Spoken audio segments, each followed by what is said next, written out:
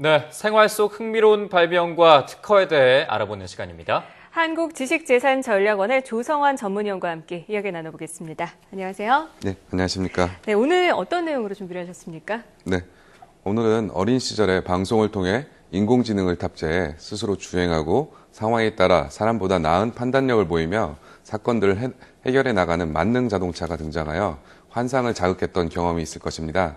최근에는 95%의 시각을 잃은 시각장애인이 자동차에 탑승하여 음식점에 음식을 사거나 세탁물에서 세탁물을 찾아 집으로 돌아오는 동영상이 유튜브를 통해 소개되었습니다. 네. 오늘은 시각장애인도 이동의 제약을 극복함으로써 삶의 질을 높일 수 있는 무인 자동차 기술에 대해 알아보려고 합니다. 네, 무인 자동차가 여러모로 유용한 기술이잖아요. 어떤 그런 발명 원리가 숨어 있을까요?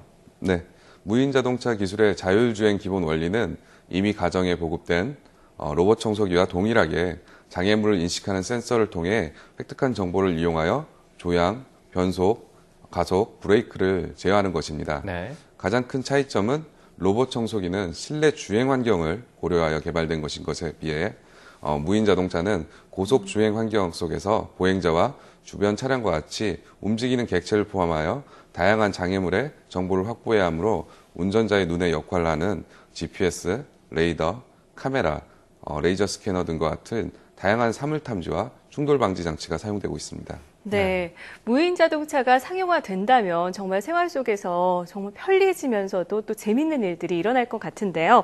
이 현재 무인 자동차의 개발 현황과 동향 어떤가요? 네, 무인 자동차의 상용화가 멀게 느껴지겠지만 안전주행과 관련하여 국내외 규제가 강화되면서 운전자의 역할을 보조하는 형태로 무인 자동차 기술이 상당수 상용화되고 있습니다. 네. 네. 예를 들면 직진성이 우수한 레이더를 이용하여 앞차의 위치와 거리를 탐지하여 일정 속도를 유지하거나 졸음운전으로 인해 비이상적인 차선 이탈 상황을 감지하여 운전자에게 경고하거나 자동으로 핸들을 조향시키는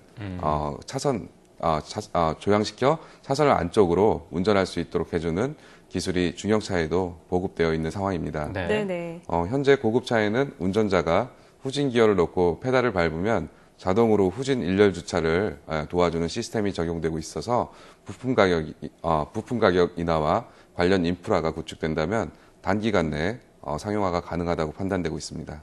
그렇군요. 지금 현재 무인 자동차 특허 상황은 어떻습니까? 네, 특허청에 따르면 무인 자율주행 자동차 분야의 특허 출원은 지난 2007년까지 한 해 2건에서 10건 정도로 그 출원 건수가 미비했으나 2008년에 23건, 2012년도에 32건이 출원되는 등 2008년 이후 그 출원이 증가하는 추세입니다. 네.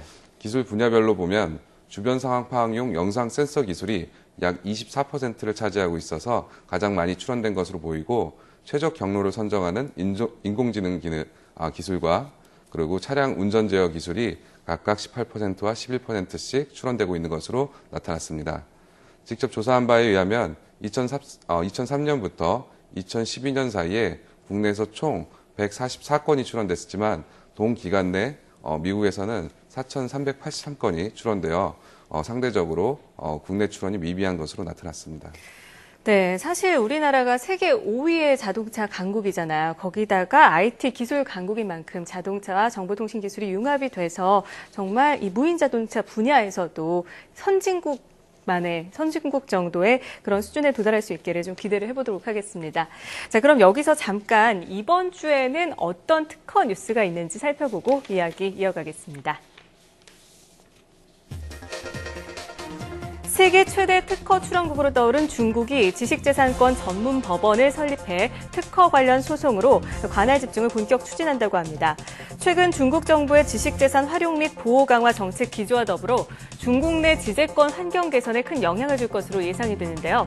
전문가들은 지재권 제도 정비가 마무리되면 중국이 국제 분쟁의 장으로 부각될 수 있어 현지에 진출한 우리 기업의 대비가 시급하다고 지적하고 있습니다. 미국 전기 자동차 업계의 선두주자 테슬라가 보유한 특허를 모두 무료로 공개하기로 했습니다. 로스앤젤레스 타임스는 테슬라 CEO 앨런 머스크가 기술적으로 앞서 나가는 것은 특허 보유와 상관없으며 가장 뛰어난 기술자를 끌어오고 그들에게 동기를 부여하는 데 달렸다며 특허 공개를 선언했다고 보도했습니다.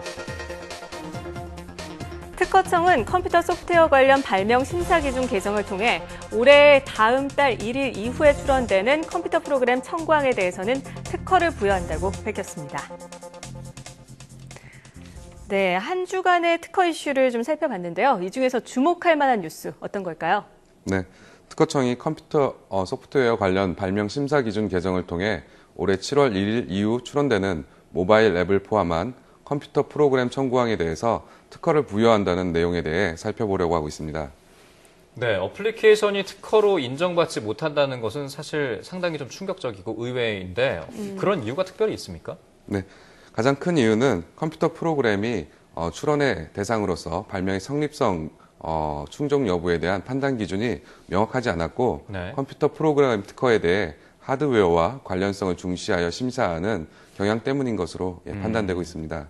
그래서 컴퓨터 프로그램 청구항으로 출원한 경우에는 출원인들이 어쩔 수 없이 기록 매체 형식 등으로 청구항을 보정한 후에야 특허를 받을 수 있었고요. 네. 컴퓨터 프로그램이 특허의 보호 대상에 포함되지 않았던 이유로 특허를 받지 못하는 사례가 연평균 한 600건 정도 넘었던 것으로 파악되고 있습니다. 네, 컴퓨터 프로그램의 경우에 특허로 보호를 받는데 소프트업계 같은 경우는 불편함이 많을 것으로 좀 예상이 되는데요.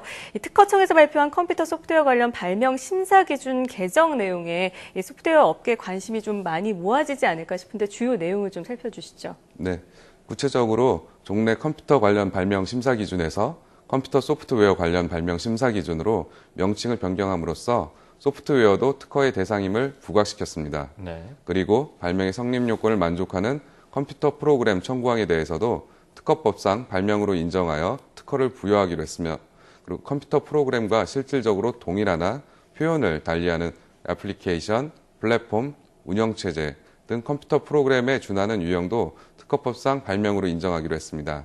마지막으로 컴퓨터 소프트웨어 관련 발명의 성립 요건을 명확히 하고 그 판단 기준을 구체적으로 제시함으로써 출원인들의 이해를 돕고자 하고 있습니다. 네, 지금까지 한국지식재산전략원 조성환 전문위원과 무인자동차 그리고 한 주간 특허 관련된 이슈 살펴봤습니다. 오늘 말씀 고맙습니다. 고맙습니다.